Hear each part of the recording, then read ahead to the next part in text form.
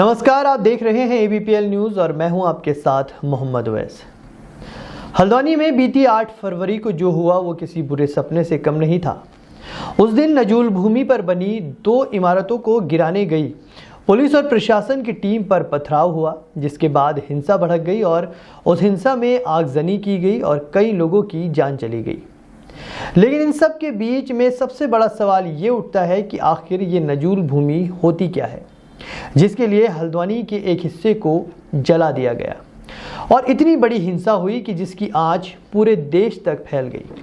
तो चलिए आज आपको बताते हैं कि आखिर ये नजूल भूमि होती क्या है और इस पर अधिकार किसका होता है और क्या इस तरह की भूमि पर किसी तरह का निर्माण किया जा सकता है या नहीं। तो चलिए शुरू करते हैं। दरअसल नजूल भूमि को समझने से पहले हमें अपने इतिहास में जाना होगा। जब भारत में अंग्रेज़ों का राज हुआ करता था, उन दिनों देश में कई रियासतें हुआ करती थी, जिनमें से कुछ रियासतें अंग्रेज़ों का साथ दिया करती थी, जिनके एवज में ब्रिटिश सरकार उस रियासत को सभी सुविधाएं दिया करती थी और उनकी रक्षा भी किया करती थी। लेकिन जो रियासतें अंग्रेज़ी सरकार का विरोध करती थी, उनको हराकर अंग्रेज़ उनकी ज़मीनें छीन लिया करते थे। लेकिन जब 1947 में भारत आज़ाद हुआ तो ये अंग्रेज़ों ने ज़मीनें खाली कर दी और भारत सरकार ने जिनकी ज़मीनें थी उनके असली दस्तावेज़ देखकर ज़मीनें उनको लौटा दी। लेकिन उस वक्त जिन लोगों के पास ज़मीनों के अपना हक साबित करने के लिए सही दस्तावेज़ नहीं थे, ऐसे में सरकार ने उन ज़मीनों को नजूल भूमि के रूप में चिन्हित कर दिया। इसलिए आज भी पूरे देश में नजूल की ज़मीनें पाई जाती हैं। सरकार आमतौर पर नजूल भूमि का उपयोग सार्वजनिक उद्देश्यों जैसे स्कूल, अस्पताल, ग्राम पंचायत के भवनों जैसे निर्माण के लिए करती है। इसी तरह से हल्द्वानी ज़िला प्रशासन के अनुसार भी जिस ज़मीन पर मस्जिद और मदरसा बना था, वो ज़मीन भी नगर निगम में नजूल भूमि के रूप में पंजीकृत है। लेकिन हल्द्वानी में नजूल भूमि के लिए एक इंसान ने एक बहुत बड़ा आंदोलन भी चलाया था, जिसको इस मामले की पूरी जानकारी है, जिनका नाम है प्रकाश हरबोला, जो भाजपा के एक वरिष्ठ नेता भी हैं। तो प्रकाश हरबोला से इस मामले पर पूरी जानकारी ली हमारी सहयोगी हर्षिता ने। नमस्कार, आप सभी का स्वागत है ABPL न्यूज़ पर और मैं हूं आपके साथ हर्षिता। आज बात होगी नजूल भूमि की। आज हमारे बीच बातचीत करने के लिए मौजूद हैं कॉलेज में छात्र संघ उपाध्यक्ष से अपनी राजनीति का सफ़र शुरू करते हुए पिछली सरकार में दर्जा राज्य मंत्री रहे प्रकाश हरबोला जी हमारे साथ इस वक्त मौजूद हैं और हम इनसे जानेंगे कि आखिर नजूल भूमि है क्या, या हल्द्वानी की भूमि का वर्गीकरण आखिरकार है क्या, और नजूल भूमि के बारे में हम विस्तार पूर्वक आपको बताएंगे। सबसे पहले तो आपका बहुत बहुत स्वागत है ABPL न्यूज़। नमस्कार, धन्यवाद। तो आज हम बात करने जा रहे हैं नजूल भूमि के बारे में, जो अभी बहुत ज़्यादा चर्चा का विषय बना हुआ है कि आखिरकार नजूल भूमि है क्या। तो आप बताइए कि हल्द्वानी में क्या है, ये नजूल भूमि है क्या? वैसे तो अगर हम नजूल की परिभाषा की बात करें तो नजूल की परिभाषा के पहले पन्ने को हम खोल के देखें तो उसमें लिखा है कि तराई भावर, कुमाऊं के तराई, नैनीताल जिले के तराई भावर और कोटद्वार के भावर में कोई भी ज़मीन नजूल नहीं है। वो ये सिद्ध करते हैं नजूल। लेकिन हमारा जो लोकल प्रशासन है वो एक 5 सितंबर 1907 के जियो का हवाला देते हुए कहता है कि हल्द्वानी में नजूल लागू है। लेकिन अगर उस जियो को ढंग से पढ़ें तो उसमें लिखा है it treated as a nazul land, नजूल land as a nazul land लिखा है। तो एज ए नजूल लैंड और नजूल लैंड में अंतर है। जब देश स्वतंत्र हुआ तो ज़मीन का वर्गीकरण किया गया, क्योंकि उस टाइम पहले ज़मीन के वर्गीकरण अलग अलग थे।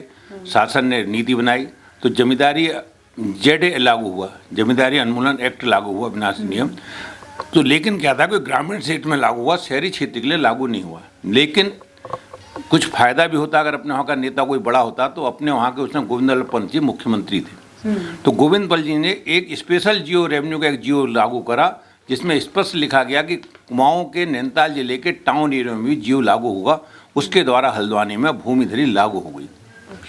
1 जुलाई 1969 को जब पूरे प्रदेश में भूमिधरी लागू हुई तो हल्द्वानी के लोगों को भी, जितने भी वर्ग बागदारी में थे, और वो खेत एक जियो 5 सितंबर 1942 को लागू हुआ था, जिसमें हल्द्वानी के खेतों के नंबर अलग अलग दिए गए थे। उसमें कुछ खेतों को भूमिधरी दी गई, कुछ को नहीं दी गई। वो जियो में स्पेशल वर्णित था कि कौन किस कैटेगरी में आएंगे, उस कैटेगरी अनुसार दी गई। जैसा कि नियम था, 12 बागदारी के खेतों को स्वतः ही भूमिधरी मिल गई। और इसका सब में बड़ा प्रमाण ये है कि हल्द्वानी के खेतों ने, मेरे पास जो 14 खतौनियाँ हैं जिनमें भूमिधरी चढ़ी हुई है। लेकिन ये बड़ा दुर्भाग्यपूर्ण विषय है कि लोगों की, अधिकारियों की दुर्भावनाओं की वजह से उन्हीं खेतों में 1383 फसली में भूमिधरी हटा दी गई। मेरे द्वारा जब इसके सूचना अधिकार में मांगा गया कि कोई जमीन का वर्गीकरण बिना प्रथम श्रेणी मजिस्ट्रेट के आदेश से नहीं बदला जा सकता है, लेकिन यहाँ की ज़मीन में वर्गीकरण बदला गया, तो मैंने शासन से पूछा कि इसका मुझे आदेश उपलब्ध करा दें। तो जैसा कि शासन का नियम है, शासन ने मेरी सूचना अधिकार में जवाब नहीं दिया। तो मैं इस बात को लेकर सूचना आयुक्त के वहाँ गया। सूचना आयुक्त ने अपने आदेश में स्पष्ट रूप से लिखा है कि संबंधित पक्षकार कि शासन के पास कोई भी इस कर का आदेश धारित नहीं है जो जमीन का वर्गीकरण बदल सके, और संबंधित पक्षकार न्यायालय में जाकर अपने हितों की रक्षा कर सकते हैं। अच्छा, देखिए यहाँ पे जो भी सवाल हो रहे हैं, जो भी बात सर द्वारा हमें बताई जा रही है, साक्षात आप देख सकते हैं यहाँ पे प्रूफ के साथ। अब आप खुद देख सकते हैं कि ये यहाँ पे तमाम रिपोर्ट्स यहाँ पे रखी गई हैं। हम जो भी सवाल कर रहे हैं, साथ में आपको सबूत भी दिखाएंगे कि जो भी सर बता रहे हैं, जिस भी बारे में हम बात हो रही है आज, हल्द्वानी की भूमि का वर्गीकरण के बारे में बात हो रही है, नजूल भूमि के बारे में बात हो रही है, और तमाम सवाल हैं जो हम पूछेंगे, लेकिन साथ में रिपोर्ट के साथ आपको साथ में एविडेंस भी यहाँ पे दिखाया जाएगा। कुछ भी बात कथित तौर पे नहीं होगी, सिर्फ रिपोर्ट्स के साथ, साक्षात रिपोर्ट्स के साथ हम लोग साथ हैं। वही बात मैं कहूँगा, तो शासन जो है कोई भी आदेश ऐसा दिया जिससे जमीन का वर्गीकरण नहीं बदला। तो सूचना आयुक्त ने आदेश में स्पष्ट रूप से लिखा है कि संबंधित पक्षकार न्यायालय में जाकर अपने हितों की रक्षा कर सकते हैं। मैंने जो है उसके बाद एक जनहित याचिका हाईकोर्ट में लगाई भी थी, लेकिन हाईकोर्ट ने 2 साल बाद इस बात पर रिजेक्ट कर दी कि ये 14 लोगों का मामला है, ये जनहित का मामला नहीं, 14 लोगों वाला, वो आकर अपने लिए जो है कोर्ट में मांग करें। उसके बाद अगर हम देखें तो एक ज़मीन की जो वर्गीकरण होता हुआ वो बंदोबस्ती होती है, वो खाम ज़मीनों में होती है। हल्द्वानी में 1995 में बंदोबस्ती लागू हुई। अगर एक खाम ज़मीन जड़े नहीं थी तो बंदोबस्ती क्यों लागू की गई? मुझे शासन ये बताए, मैं शासन से पूछता हूँ आपके माध्यम से कि मुझे बताए जब खाम ज़मीन नहीं थी बंदोबस्ती क्यों लागू की गई। और आप अगर देखें 1995 से पहले जिसने भी अपने सूचना अधिकार में मांगा कि हल्द्वानी गांव, हल्द्वानी खास जो गांव है, हल्द्वानी नगर आज हल्द्वानी खास गांव में बसा हुआ है, तो उसमें जेडे लिखा गया था, लेकिन बिना किसी आदेश के एनजेडे लिखा गया। मैंने तहसीलदार से जब ये पूछा सूचना अधिकार में कि इसमें भैया एनजेडे कब से लिखा जाने लग गया, तो उन्हें स्पष्ट रूप से कहा है कि हमें इस आदेश का मालूम है कब लिखा जाला, क्या लिखा, लेकिन आज के कागजों में एनजेडे लिखा गया। अच्छा, तो आप ये बताइए कि आपने एनजेडे के बारे में बात की, तो जैसे नॉन एनजेडे होता है और एनजेडे के बारे में, तो हल्द्वानी खास किसके अंदर है? हल्द्वानी खास जेडे में था। मैं कहता हूँ 95 तक जिसने भी उस कागज देखे हैं उसमें जेडे लिखा हुआ है। सूचना अधिकार में मेरे द्वारा मांगने पे जेडे लिखा गया, लेकिन बाद में एनजेडे लिखा जाने लग गया। आप ये बता सकते हैं 2 शब्दों में कि जेडए और एनजेडए है क्या? जेडे में भूमिधरी लागू हुई थी, एनजेडे में नहीं हुई थी कानून के अनुसार, इसलिए उन्होंने एनजेडे लिखा। तो कहते हैं खास किसके अंदर है? जेडे में है 95 तक के उसका। जेडे को एनजेडे कब लिखा गया, मैंने जब तहसील से पूछा सूचना अधिकार में, उन्होंने कहा कोई भी हमारे पास आदेश की कॉपी उपलब्ध नहीं है। अब आप देखें जमीन के रिकॉर्ड बिना किसी आदेश के तहसील जो है बदल दे रहा है। ये कितनी बड़ी सोचनीय विषय है, ये तो बहुत ज़्यादा विचारणीय विषय है कि हमें सोचना चाहिए कि हमारी अधिकारी जो व्यवस्था है, सरकारी व्यवस्था कहाँ जा रही है। उसके अलावा अगर आप आगे को देखें तो किरण मंडली का केस है। किरण मंडली के लोगों को भूमिधरी मिल गई हल्द्वानी में, उसी ज़मीन में जिसमें लोगों को भूमिधरी, किरण मंडली जी की 69 बीघा ज़मीन भूमिधरी मिल गई। उन्होंने उसका केस करा, केस लड़ा। उस केस में जो उसने रिपोर्ट दी सर्वे अमीन कालीचरण ने, उसने साफ लिखा है कि प्रविष्टियाँ इसमें जो इंतजाम जेरे पुलिस डिपार्टमेंट लिखा जाने लग गया, किसके द्वारा लिखा गया, किसके आदेश से लिखा गया, कोई भी आदेश उपलब्ध नहीं है और ये लिखा जाना गलत मुझे प्रतीत होता है। अगर हम दूसरे केसों की बात करें, ऐसे एक नहीं मेरे पास कितने केस हैं। हाँ, तो अगर ऐसे कैसे कितने केसेस सामने आए? आपने काफ़ी बड़े आंदोलन किए हैं हल्द्वानी में, तो इस बारे में आप क्या कहना चाहेंगे? उस वक्त कैसे केसेस सामने आए? मेरे पास ऐसे 3 केस हैं। एक जगत सिंह सेठी और तपन कुमार अग्रवाल का केस है, जिसमें तहसीलदार हल्द्वानी ने एसडीएम हल्द्वानी को रिपोर्ट दी। उसने लिखा कि गंगा क्योंकि ज़मीन वो गंगा देवी पत्नी भवानी दत्त की ज़मीन थी जो उन लोगों ने खरीदी थी, उसके ट्रांसफ़र की दाखिल खारिज की बात हुई तो उसमें उसने लिखा है तहसीलदार ने कि जब भूमिधरी लागू हुई तो ये 12 बागदारी खेत ने स्वतः ही भूमिधरी मिल जानी चाहिए, लेकिन इनके खतौनियों में क्यों नहीं भूमिधरी चढ़ी ये मैं नहीं कह सकता, इसलिए इन्हें सभी कुछ बेचने और खरीदने का अधिकार है। उसके अलावा आप देखें यहीं पे हमारे बगल में ज़मीन है, खानचंद के एक मार्केट है जिसको बेदखली का आदेश दिया गया। जब उसमें जो कोर्ट केस चला, कोर्ट में जब बात हुई तो डीडीसी को जो एडीएम नजूल नैनीताल स्थित हल्द्वानी रुद्रपुर हैं, उन्होंने अपने आदेश में स्पष्ट लिखा कि ज़मीन नजूल ना होकर किसी अन्य प्रकार की है। उसके बाद वो केस नगर पालिका ने वापस लिया। इन सबूतों के बाद भी अगर हम बार बार कहते हैं कि हल्द्वानी की ज़मीन नजूल है तो मुझे लगता है हल्द्वानी के लोगों को हम ज़बरदस्ती दबा रहे हैं। अगर सब में बड़ी चीज़ अब हम दूसरी ना आए, अब अगर हम कोर्ट में चाहें, अभी रेलवे का डिसीजन हुआ उसमें उसने हल्द्वानी की ज़मीन के बारे में बहुत बड़ा वर्गीकरण करा है। उसने मतलब डिपार्टमेंट ने एक फाइंडिंग दी अपनी, उसने उसमें साफ लिखा है कि अगर हम पढ़ें उसका 33 तो उन्हें actually conforming right to treating with the land as to be a nazul land was not actually conforming. वो साफ कह रहा कि वॉज नॉट एक्चुअली कन्फर्मिंग, ये मतलब ये सिद्ध नहीं हो रहा कि ज़मीन ले लें। इसके बाद भी हम हल्द्वानी की ज़मीन को नजूल कहें तो मुझे लगता है हल्द्वानी के लोगों के साथ बहुत ज़्यादा जाती है। अच्छा, तो अब किन लोगों को भूमिधरी अभी तक मिल चुकी है?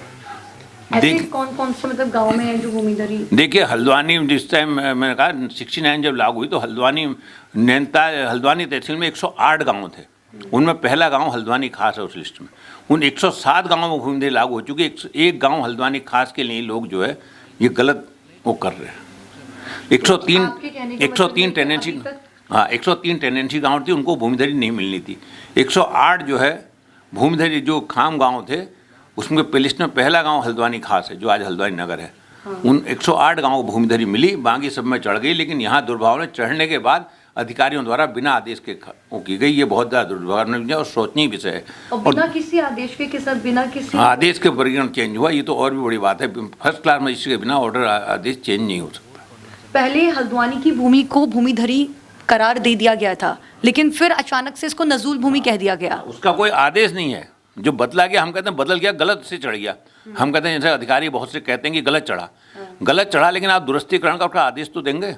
वो आदेश कहाँ है दुरुस्तीकरण का? मैं कहता हूँ अभी तक आदेश नहीं हुआ। आदेश उनका कोई धारित नहीं है, ये उन्होंने अपने सूचना अधिकार में मेरे माना है, जो मैं आपको दिखा रहा था सूचना आयुक्त का माना है कि कोई आदेश नहीं है।